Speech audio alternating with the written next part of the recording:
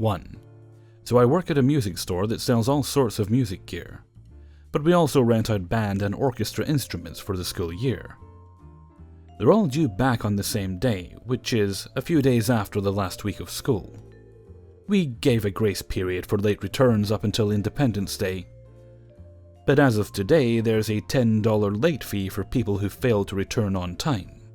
My coworker was dealing with a lady unhappy about her late fee, and she asked to speak to a supervisor, so my coworker got me. Lady, I can't believe you're charging a late fee. You're clearly trying to squeeze money out of first-time parents. How could you only give us 3 days after school ends to return?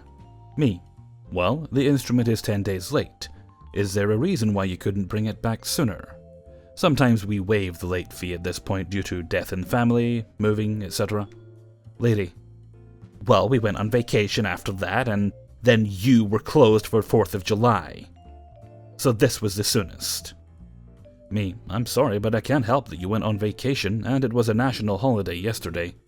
A few hundred people took care of the instrument either before or by the due date. They're in situations just like you, and we keep the due date close to the end of school to avoid people going on summer vacation and forgetting to return the instrument. Lady, prove it. Me, I'm sorry? Lady, I want proof that hundreds of people returned their instruments already. Me, I'm sorry, but I can't do that because the return slips have their personal information on it, and I can't show you other people's information. Lady, you're lying and have no integrity. I have integrity, and I'm going to shop at a store that values their customers and doesn't extort them. Me, I'm sorry, but you're returning the instrument late, even when you signed a contract agreeing to these terms. We also sent a reminder in the mail a few weeks ago, so you can plan ahead. Lady, why is there a late fee when you're not renting instruments out right now anyway? Me, there's a late fee because you're late and we have around 500 rentals out right now. We rent for the summer as well as the school year. Lady, you're lying. At this point I'm on the verge of crying because of her tone and how she's talking down to me and treating me, etc. She said a few other awful things to me, but I'm not going to go into full details for the sake of length. I ring her up, and I'm shaking from trying to keep it in, and then she gives me this line. Lady, look at how much you're shaking. That's how I can tell you're lying. I'm going to write bad reviews so everyone knows you and your store have no integrity. Anyway, I felt better after a quick cry in the break room. I also get to bask in the fact that our rental prices and late fees are lower than our competitor, and now she's their problem. 2. About a year ago, I had just moved for a new job.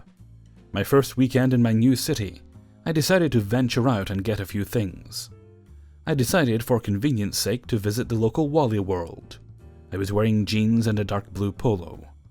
I did not realize my outfit mistake until I was about 5 feet into the store, so I was hoping to be overlooked on that particular Saturday. Needing a new broom, I stopped in the cleaning supply aisle and started to compare and contrast. Yes, I can be that boring of a person. A few moments in, an electric motor buzzed behind me, shortly followed by a light, raspy voice. "Excuse me, sir, do you work here?" I turned my head, and sitting in one of the store's motorized carts was an older man wearing a grey members-only jacket, sweatpants, and a plain trucker's cap. From what I could tell, he seemed to be between the ages of 75 and 200 years old. For the rest of the story, I'll call him Wheels. I'll be me. Me. I'm afraid not, sir. Wheels. Oh, I'm sorry. He then turned his cart and started looking at the brooms beside me, but in a frantic way. I thought for a moment, and then I dove in. Me. Can I ask what you're looking for? Maybe I can help you find it. Wheels. His eyes lit up. I'm looking for something I saw on the TV. Dustin broom that squirts water, kinda small and purple. Me. A Swifter wet jet? I think I know what that looks like. Wheels and I kept looking for a good 5 minutes. Then, lo and behold, an actual Walmart associate came down the aisle. I had barely managed to begin asking where this wet jet was when she interrupted me and said, "Sorry, I'm on a break," and kept walking. Slightly annoyed, we eventually found the Swifter at the other end of the aisle with the dusting products. Wheels thanked me for the help and shook my hand. We even talked a few minutes before we went our separate ways. He asked if I was from the area, what I did for a living. He was kind enough to tell me about a couple of good restaurants downtown, and invited me to visit his church the next day. Oddly enough, 10 minutes later, when getting a case of ginger ale, a lady yells from across the aisle, "Hey, you work here?" I barely utter, "No, I'm sorry." And she turns completely around and walks off. Just trying to be polite. 3. In all my years of retail, I have never been so astonished by the behavior of a customer. Get ready, guys and dolls, this is gonna be a long one. So I'm the assistant manager for the retail store I work at. It's a small specialty store. We do very personable customer service techniques and do in-depth consultations with our customers. I actually have a little under 2 weeks before I leave for another assistant manager gig at a different store. So I knew I had to have one more terrible customer for the ages before I left. Anyways, this woman comes in, we'll call her Trashy Old Bitch. She asked to see a specific product, so I took her over there. Another customer walked into the store, so I told Trashy Old Bitch I'd be back in a second, and greeted the other customer and showed her to the section she was asking to see. I got back to Trashy Old Bitch, and she proceeds to tell me that the other customer is her daughter, who we will call Trashy Bitch Jr. Now, the way they staggered their entrances and didn't meet up, they were in 2 separate parts of the store, was a red flag to me. It is also store policy that if there is more than one employee on the clock, we both have to stay on the sales floor for loss prevention, but most importantly for good customer service experiences and service. So I could see my co-worker, who we'll call Kim, from where I was standing. She was in the doorway of the stockroom, so I called Kim's name as I was helping Trashy Old Bitch. Kim walked up to me and asked if I needed some help, and I said, "Yeah," and glanced in the direction of Trashy Bitch Jr. Now at this point I'm somewhat suspicious that they might be trying to play me or us and steal some shit, but frankly I just wanted my associate on the floor with me for proper coverage and good customer service. Trashy Old Bitch sees my interaction with Kim and immediately blows up and says, "Do you think my daughter is trying to steal? You've got a lot of nerve." Me, "No ma'am, I am just making sure I have enough coverage on the sales floor." Trashy Old Bitch, "Bullshit. You thought she was trying to steal. That's discrimination. You know we can sue you for that." At this point I am trying to explain why I called Kim to the sales floor, but I can't get a word in edgewise, so I calmly walk away to see if the situation will diffuse on its own. It doesn't. Trashy Bitch Jr. turns to me and says she once sued a company for doing the same thing to her, and she got a $30,000 settlement, and would be calling her lawyer. I say okay, and apologize for making her feel accused and that it wasn't my intention at all. She tells me, "You just lost a customer today," pretty calmly, and walks out the door. Only to come back a minute later with a wad of cash, says, "I have plenty of money, by the way, I wasn't stealing shit," and walks out the door again. Trashy Old Bitch is still raging. I hear her call me a bitch to my co-worker, and that I'm incredibly unprofessional. My co-worker is also trying to explain we are only doing our jobs and ensuring good customer service, and the Trashy Old Bitch tells her that she didn't do anything wrong and that I'm the one that is the bitch. At this point, I walk to the stockroom and get a drink of water because my adrenaline is rushing pretty badly. I hate confrontation, and I hate when I'm disliked. Trashy Old Bitch finds me and asks for a management card. We don't have them, so I wrote customer service's number, our store phone number, and my name on a paper, and let her know when the manager will be there. She continues to berate me and call me names, tells me that I'm no better than she is and that I'm judgmental and I'm going down for discrimination and won't have a job much longer. I apologize to her again, but she isn't having it. Eventually she leaves, and I inform my GM and DM what happened before they hear it from customer service.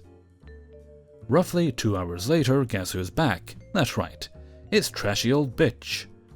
Trashy Old Bitch had left a gas station soda on my register counter the first time she came in. After she hadn't come back for it when she left the first time, I waited about 10 minutes to see if she'd come back for it before throwing it away. She didn't come back in 10 minutes, I threw it out. Trashy Old Bitch asks where it is, and Kim explains we threw it away because she'd been gone so long and we didn't think she would be back. Trashy old bitch tells us that Trashy bitch Jr. ran away because she was so upset, and it took her the whole 2 hours to find her. Trashy old bitch looks at me and demands a refund for her soda. I tell her I can't legally give her a refund for something she didn't purchase at my store. Trashy old bitch then proceeds to tell me she also left a pair of prescription glasses next to her soda and wants to know where they are. I saw her put the soda down when she was in the store the first time, and she didn't have any glasses like the ones she described. Not even on her head or hanging off her shirt. Kim and I tell her we haven't seen any glasses, but trashy old bitch insists we search for them anyways, even though Kim and I were the only ones there since she was there. I look in the safe and all around the registers, in the back room, even all the places trashy old bitch was when she was shopping the first time. With no luck, I inform trashy old bitch they aren't anywhere to be found. Trashy old bitch tells me she will be back tomorrow to collect her glasses and receive a refund for her soda, which doesn't cost more than $1. I tell her okay, and she proceeds to tell the customers I was trying to help that I will probably accuse them of stealing and they shouldn't be getting help from me. Then storms out to her car where Trashy bitch Jr. was waiting. The customers I was with apologized on trashy old bitch's behalf and asked what happened. I told them, and they said exactly what my manager said when I told her everything on the phone. People react that way if they are guilty, and reacted that way because they were planning on stealing. The customers also mentioned that trashy old bitch and Trashy bitch Jr. looked like the type to steal. I didn't agree to this, lest I come off as discriminatory. Another customer in the store owns a local business in town, and told me she has had that lady in her store too, and knows she's fucking crazy. I think my manager and customers were right. They had to be planning to steal, or they must do this at other stores, to try to scare the employees and or companies into giving them free stuff. I would never want a customer to think I am discriminating against them, or feel accused of something they didn't do. Not even my least favorite customers. I pride myself on my excellent customer service skills and people skills, so I hate when incidents like this happen. I love making the customer happy, even if I don't like them or actually do suspect they might be stealing. I still want my customers to be satisfied with my services. It just makes me angry to no end. They were clearly low income, so I know they both have worked service jobs of some kind before. They may even currently have service jobs. I find some of my rudest and nastiest customers are people who also work service and are on some kind of stupid power trip. It's really upsetting. I can somewhat understand a rich entitled person being rude because they literally have never had to do what I do for a living. Still no excuse, but it makes more sense. But when you're piss poor like me and come into my store treating me like trash because you're unhappy with your own life, there's a special place in hell for people like that. Can't wait to hear what customer service has to say to me tomorrow. Can't wait to transfer to my new job. 4. I'm an Uber Eats driver and I live out of town, so I have to travel into the town where Uber Eats is active. Today I'm wearing black jeans and a Guns N' Roses hoodie. On my way I often stop at the gas station to get gas, and some days breakfast or lunch, and today was one of those days. Drives in, and tops up car with gas, finishes, and heads to the store to pay and get food. Crazy lady walks up behind me. Crazy lady. Excuse me, but I also need fuel. Me, oh, sorry, but... Crazy lady. My car is parked in Bay 2, next to mine. Me, louder this time, but still calm. No, lady, I do not. Crazy old lady. Once you're done there, I need my windscreen cleaned. Me, angry now. I do not work here, just look at me. Crazy lady. I don't care. Just fill up my car now. She storms past me and enters the shop. Crazy old lady. Do your job and clean my screen. It's been bugging me for a while. Also walks into the shop. Me. Face palms and walks into the shop. Now I know what you're thinking, but it gets worse. As I'm browsing for a drink, crazy old lady walks up to me. Crazy old lady. This is not acceptable. Do you not know how to do your job? Me, lady, this is not my job. Crazy old lady. Clearly it is. Me. Clearly you need glasses. Crazy old lady. How dare you insult a customer? Me. Why would I care? Crazy old lady. Manager, get here now. The lady behind the till. Come up here? Both me, crazy old lady, and crazy lady walk up to the till. The lady behind the till. What's happening? Crazy lady. Your worker here is slacking off. Crazy old lady. He called me a bitch and wouldn't clean my screen. FYI, I did no such thing. Me. I would like this pie and this soda. Oh, and pump one, please. Crazy old lady. You would pay for someone else's fuel and yet not pump mine? Me. I do not work here. Crazy lady. You were pumping gas before. Me. That's my car. I can pump my own gas. Crazy old lady. Why would you? Gas station attendant. You guys know you can pump your own fuel. I don't have to do it. Crazy old lady. You stay out of this. Gas station attendant. Lady, I work here. I can pump your gas if you like. Crazy lady. It's not your job to do it, it's his. Note, he is wearing a high-vis vest with the gas station logo on it.